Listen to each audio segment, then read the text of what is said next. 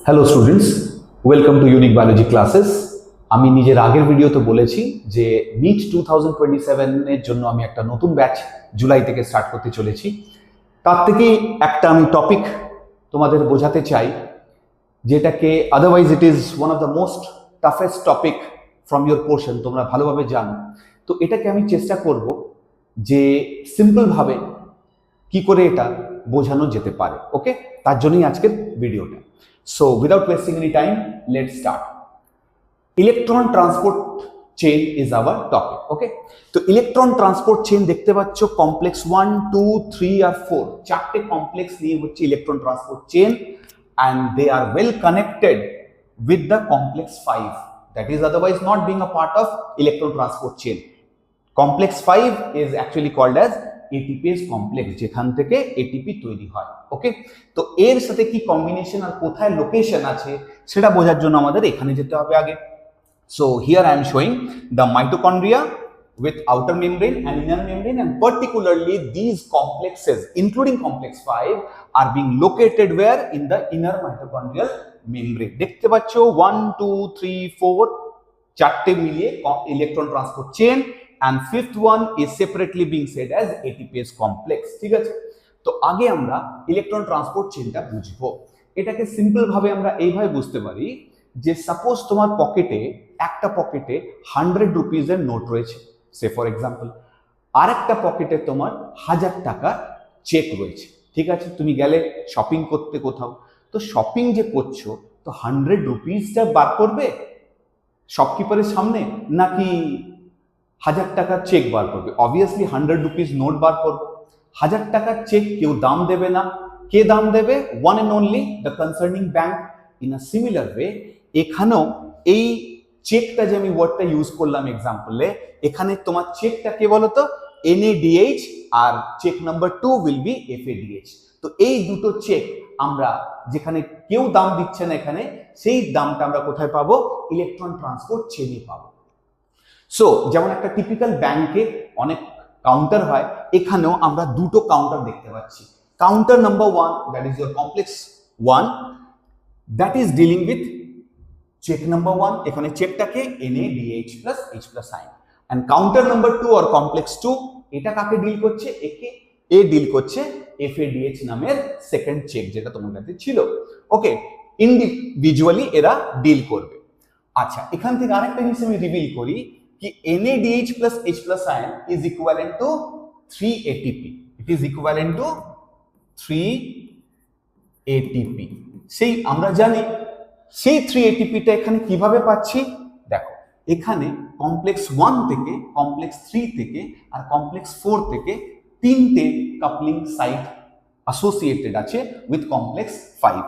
তো যখন এই ইলেকট্রন পাস হচ্ছে, while passing the electron through complex 1, coupling site 1 will get activated. ওকে, এখান থেকে প্রোটন নিচে নামবে। ওকে, and 1 ATP has been formed. Similarly এইভাবে ইলেকট্রন যাচ্ছে, আবার এখান থেকে এনার্জি বেরোবে, এখান থেকে প্রোটন আবার ট্রান্সফার হবে, সেকেন্ড ATP আবার তৈরি হবে। সিমিলারলি কমপ্লেক্স 4 থেকে যখন যাবে, coupling site 3 will get activated, open up and releases third and last proton, because of which we are supposed to get third ATP. এই জন্য আমরা বলি একটা NADH plus H plus ion is equivalent to 3 ATP. Similarly FAD যখন deal করব তখন এই গেটটা বন্ধ থাকবে, আর তখন এখান থেকে আমরা নামবো। তো দেখতেই পাচ্ছ complex 2 producing 1 ATP and complex 4 থেকে কাপলিং সাইট 3 নামাচ্ছি and getting the second one, means in totality you are supposed to get 2 ATP when you are handling FADH2. ঠিক আছে, তো এখানে আবার করে দেখি NADH ঢুকছে কিভাবে। কমপ্লেক্স 1 এর মধ্যে দুটো কম্পোনেন্ট দেখতে পাচ্ছ, FMN FES, they are the electron carriers. তো এখান থেকে ঢুকছে আর বেরোচ্ছে অক্সিডাইজ হয়ে, মানে এখান থেকে দুটো ইলেকট্রনে এক্সট্রাক্ট করলো, অ্যান্ড এক্সট্রাক্ট করে ইলেকট্রন একে দেবে, আবার পাশের মলিকিউলকে দেবে। পাশের মলিকিউলের নাম কি? ইউবিকুইনন, ইউকিউ বলা হয়। ওকে, ইউবিকুইনন বলা হয়। সেই ubiquinone it is a mobile carrier, এ কি করছে?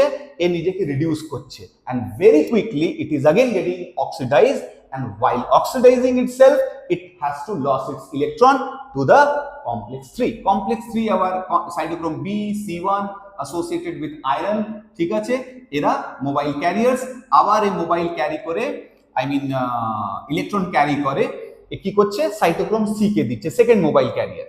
সাইটোক্রোম সি আবার কমপ্লেক্স 4 কে দিচ্ছে। তো এখানে প্রশ্ন উঠছে, why do we need to carry out electron transport chain? Electron transport chain আমরা কেন ক্যারি আউট করছি? For two reasons. Number one, এই যে ইলেকট্রন গুলো NADH বলো বা FADH বলো, FADH2 বলো, এরা নিজেকে অক্সিডাইজ করে ইলেকট্রনকে পাস আউট করছে, আর ইলেকট্রনটা ultimately the ultimate electron acceptor over here is oxygen. Say oxygen along with proton, it takes up electron and getting reduced to form the metabolic water. Eta holo amader reason number 1 to carry out the electron transport chain. Reason number 2 is, which I have said already to you, that while transferring the electron, much of energy has been released. আর এখানে important role play করছে আমাদের proton pump.